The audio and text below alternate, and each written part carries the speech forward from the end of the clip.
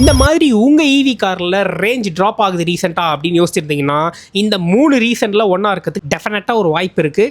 Especially 3 ரீசனுமாக கூட இருக்கலாம். So first thing என்ன அப்படின்னு பார்த்தீங்கன்னா, நீங்கள் என்ன மாதிரி ஒரு டெம்பரேச்சரில் ஓட்டுறீங்க அப்படின்றது ரொம்ப ரொம்ப முக்கியம். நீங்கள் அந்த டெம்பரேச்சரில் பேட்டரி ஆப்ரேட் ஆகிறதுக்கு அதோட கூலன் சிஸ்டமுக்கு தேவைப்படுற சார்ஜ் அதிகமாக போகுங்க. ஸோ அதனாலேயே பார்த்தீங்கன்னா உங்களுக்கு பேட்டரி ஓரளவுக்கு ஃபாஸ்ட்டாகவே டிப்ளீட் ஆகும்.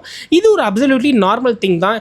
இன்ஃபேக்ட் பயங்கர எக்ஸ்ட்ரீம் கோல்டாக இருந்தாலும் சரி, எக்ஸ்ட்ரீம் ஹீட்டாக இருந்தாலும் சரி, ஒரு எக்ஸ்ட்ரீமிட்டின்னு வரும்போது பொதுவாகவே ஈவி வண்டிங்க கொஞ்சம் ரேஞ்ச் அஃபெக்ட் ஆகிறது நார்மல் தான். ரெண்டாவது ரீசன் என்ன அப்படின்னு பார்த்தீங்கன்னா, அடிக்கடி ஆக்சிலரேஷன் ஃபாஸ்ட்டாக கொடுத்தீங்கன்னா டெஃபினட்டாக உங்களுக்கு சார்ஜ் ரொம்பவே ஃபாஸ்ட்டாக டிப்ளீட் ஆகும். இது வந்து ஒரு நார்மல் காருக்குமே பொருந்தும். இப்போ நம்ம நார்மலாக காரை கண்ணாபின்னு அதிகமான ஆர்பிஎம்மில் ஓட்டினா என்ன ஆகும்? ஆப்வியஸாக எஃபிஷியன்சி குறையும்.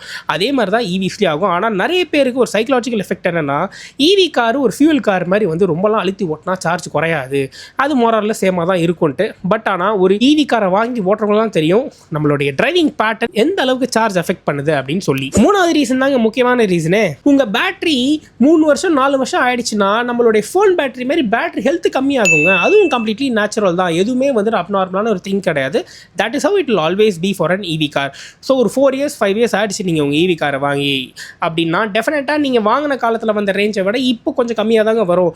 ஒரு பாயிண்ட்டுக்கு மேலே, தட் இஸ் பிராண்டோடைய வாரண்டி பேஸ் பண்ணி 80 or 75 or 70% பேட்டரி ஹெல்த் கீழே போகும்போது உங்களுடைய ஷோரூம்ஸே வந்துட்டு வாரண்டியில் அதை கிளைம் பண்ணி சரி பண்ணி கொடுத்துருவாங்க.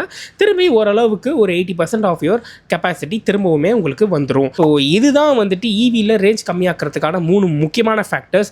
இந்த மாதிரி நீங்கள் ஏதாவது ஃபேஸ் பண்ணியிருந்தீங்கன்னா கமெண்ட்டில் போடுங்க. அது மட்டும் இல்லாமல் இந்த மாதிரி பல கார் சமாச்சாரங்களை தெரிஞ்சுக்கிறதுக்கு நம்ம கார் கலாச்சாரத்துக்கு ஒரு ஃபாலோவை தட்டி விடுங்களேன்.